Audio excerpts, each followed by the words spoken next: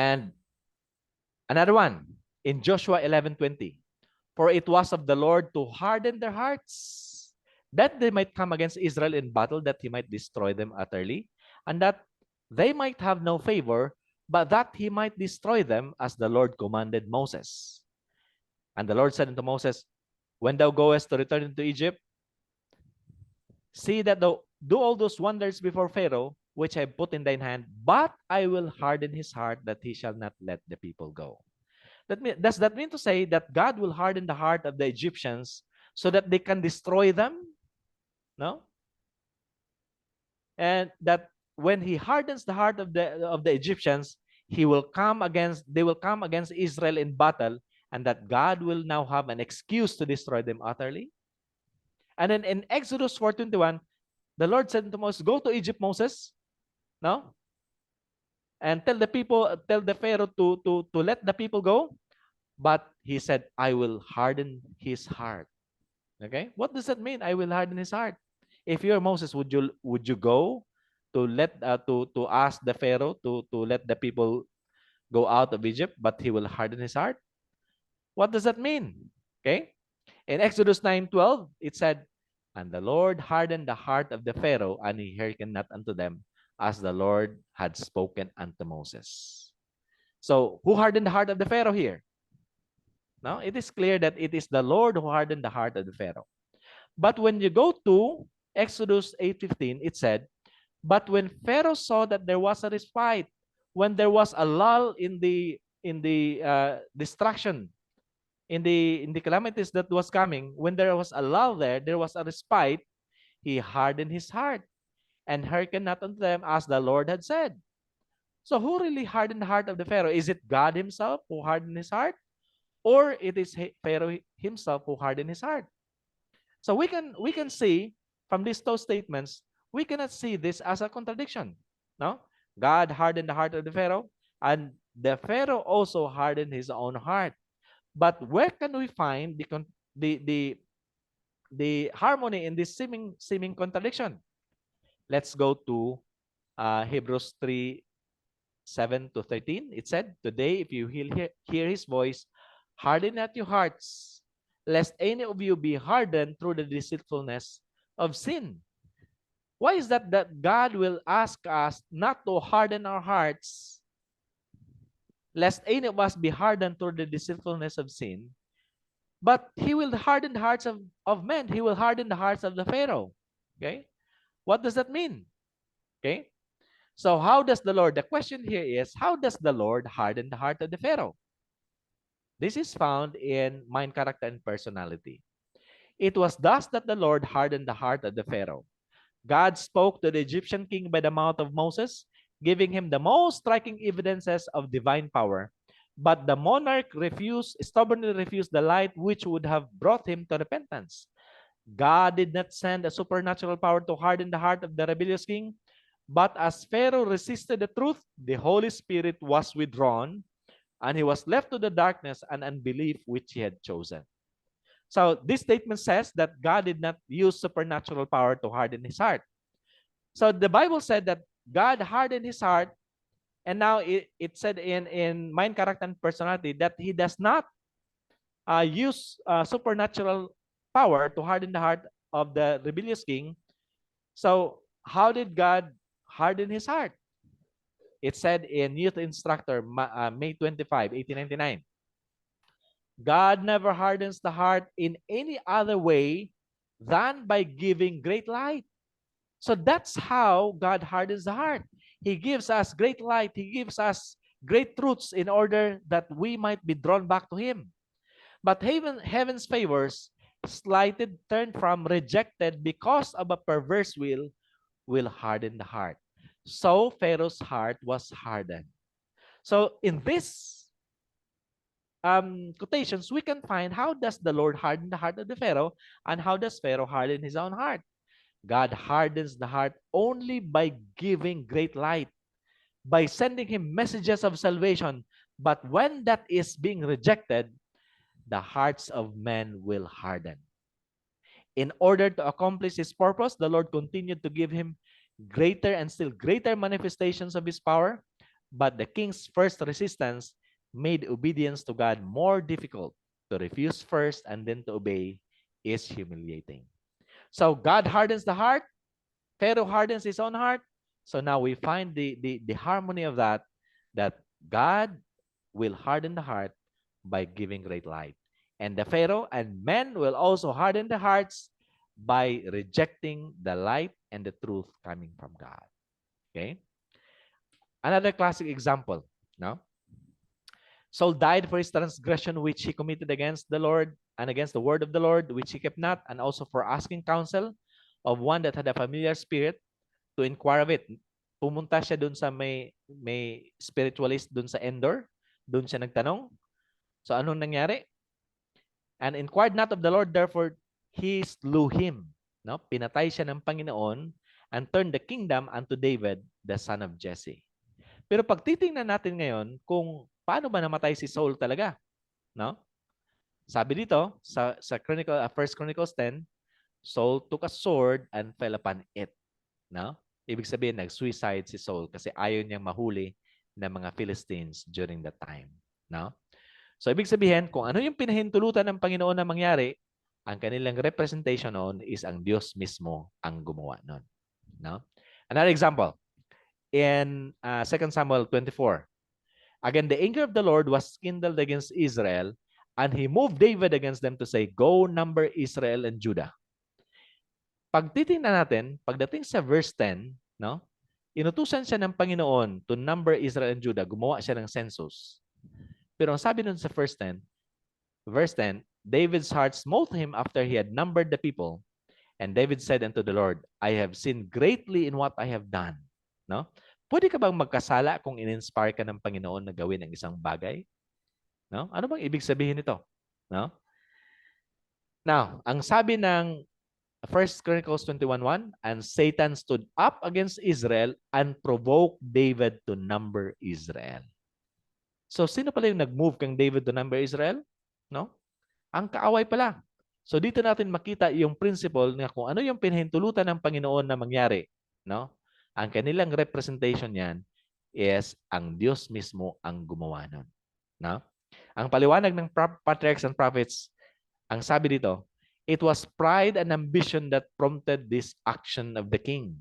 The numbering of the people would show the contrast between the weakness of the kingdom when David ascended the throne in its strength and prosperity under his rule. Ibig sabihin, nagpasenso si David para ipakita sa mga tao kung gaano na ka-advanced yung kingdom niya, no? Nang nag-umpisa siyang maghari, tapos ko-compare yon sa panahon niya ngayon.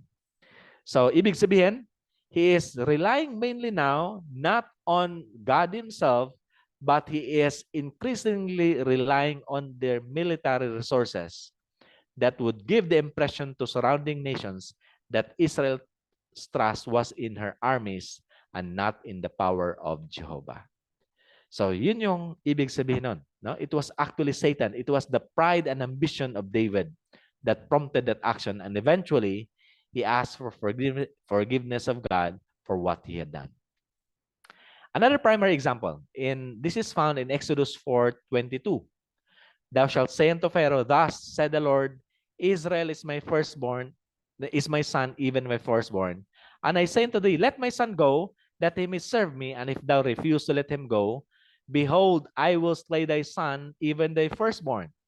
For I will pass through the land of Egypt this night, and I will smite all the firstborn in the land of Egypt, both man and beast, and against all the gods of Egypt, I will execute judgment. I am the Lord.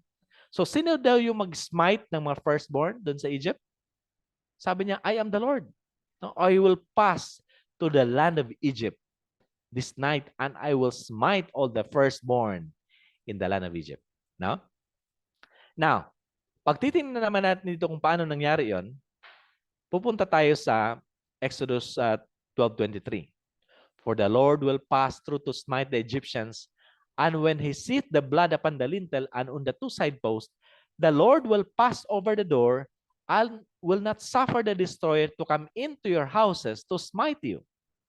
There are two points that I would like to show here. One is that there is a destroyer, and that the Lord will not suffer or allow the destroyer to come into your houses to smite. So what is now the purpose of passing over?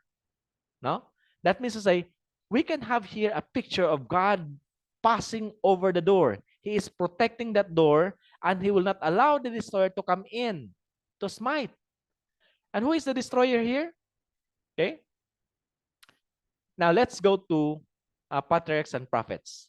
All who failed to heed the Lord's directions would lose their firstborn by the hand of the destroyer. So ibig sabihin, namatay yung mga firstborn nila doon, no? Dahil sa by the hand of the destroyer because they did not heed the direction of the Lord. So sino man tong destroyer na ito? Let's go to Psalms 78 verse 49. He cast upon them the fierceness of his anger, wrath and indignation and trouble by sending evil angels among them. He made a way to his anger and spared not their soul from death, but gave their life over to the pestilence and smote all the firstborn in Egypt. Do we know that the word sending, by sending evil angels among them, can also be translated as by releasing evil angels among them, or by discharging evil angels among them? That's how he suffered the destroyer to come into their houses to smite them. And that means to say, by sending or by allowing the evil angels to do that, by discharging evil angels among them. That means to say, we have here a picture of God just trying to hold the evil angels, but for those houses, those homes which did not heed the directions of the Lord during that time, he had no moral authority to remain and protect the occupants of that house from the destroying angel that is going to get in and smite them. So who is that destroyer? Testimonies, volume 6.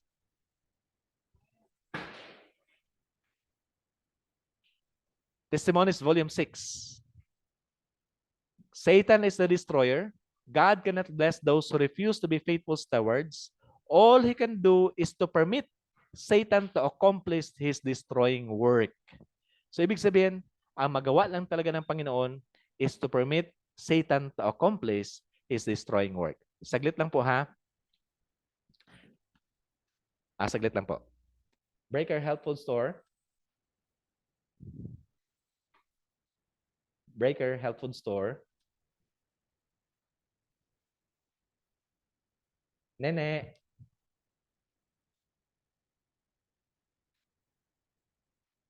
Breaker Kitchen. Breaker Kitchen. Power on. 7. Breaker Health Food Store.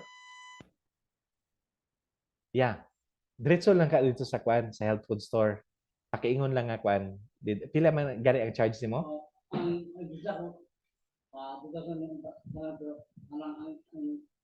duha man kumain mga pangyayin mga duha na ayin 1.5 lang. Sa karon 1.5 karon. Okay, tay paki kwan lang palihog sa kanang store. Ya uban sa si Ate palihog.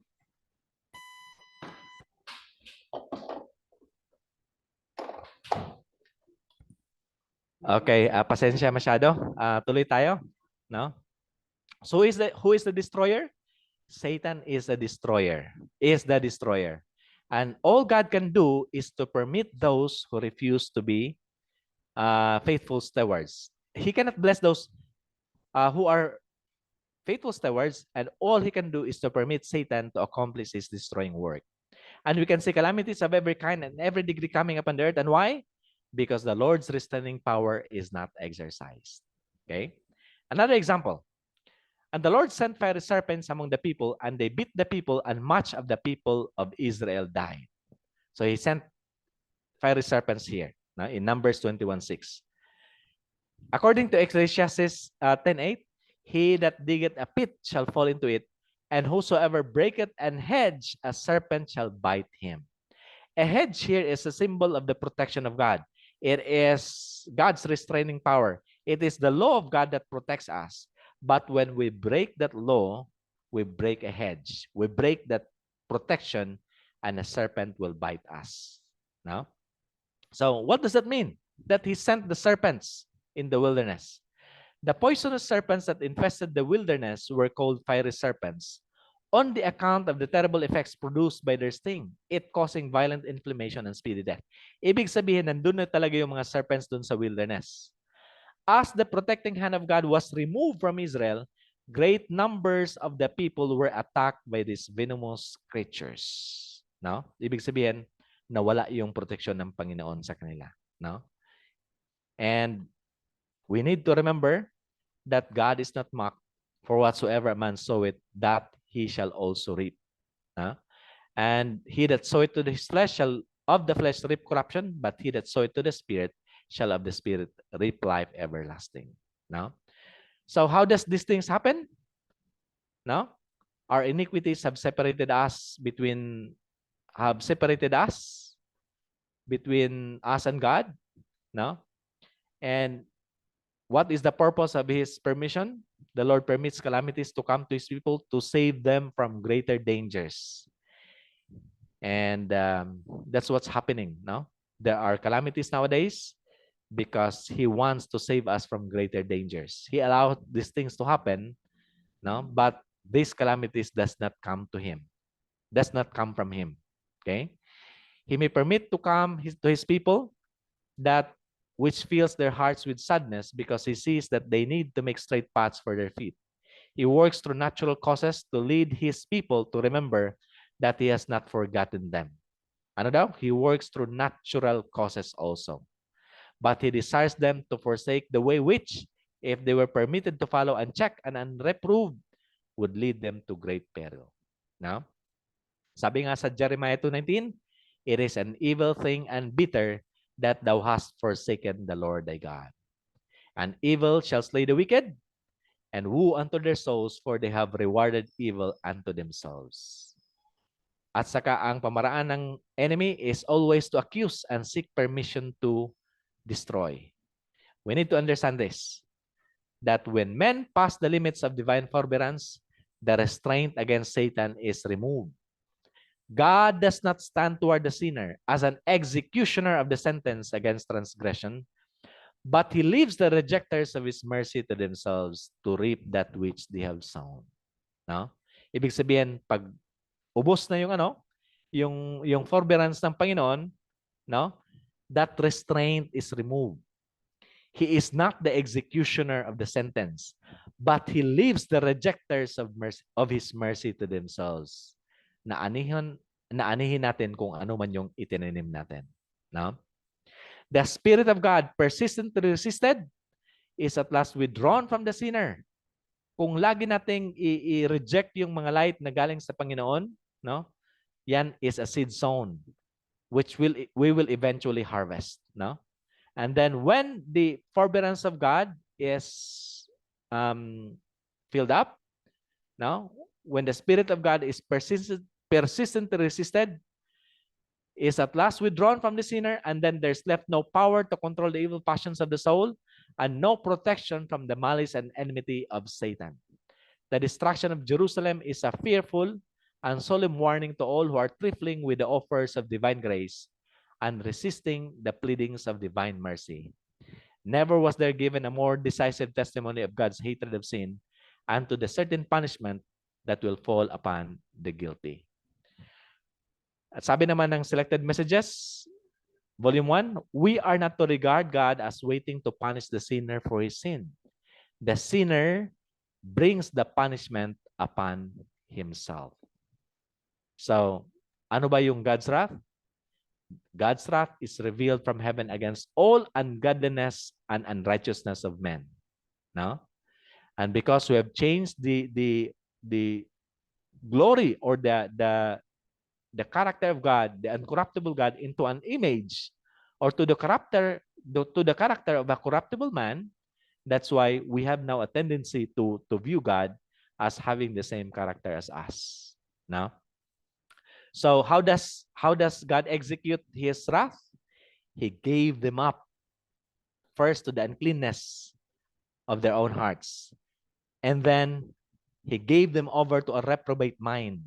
No? He gave them over. So, yan yung kanyang wrath, no? Is to give over. Dahil wala na siyang magawa pa sa pagpili ng tao. Ang sabi ng 1 John 1:5, this is then the message which we have heard of him and declare unto you that God is light and in him is no darkness at all. At ang last, sabi ng YRP, the latter rain is to fall upon his people of God. A mighty angel is to come down from heaven, and the whole earth is to be lightened with his glory or his character. Are we ready to take part in the glorious work of the third angel? No? Let us open our hearts for this truth from the Lord so that we can view him for who he really is, and we can have a better understanding of how he works. We can have a better understanding of what is his wrath, and we cannot be hindi magiging mixed up yung ating pagtingin ng Panginoon sa character ng enemy. Kasi the enemy is always trying to paint a harsh picture of God, and because of that misapprehensions of the character of God, the whole world is in darkness because of God. But light is coming, and that light will come upon the people of God, and they will be changed to his likeness. So the Zoom meeting is about to cut off. I don't know if you can still have another set of 9 minutes, but if we can have a what you call that, a messenger video chat, maybe we can do that. Brad Rem, siguro doon tayo mag kasi tapos na yung presentation natin. I-forward ko lang sige, yung sige, sa doon tayo sa Messenger tayo. Messenger tayo kasi medyo dito.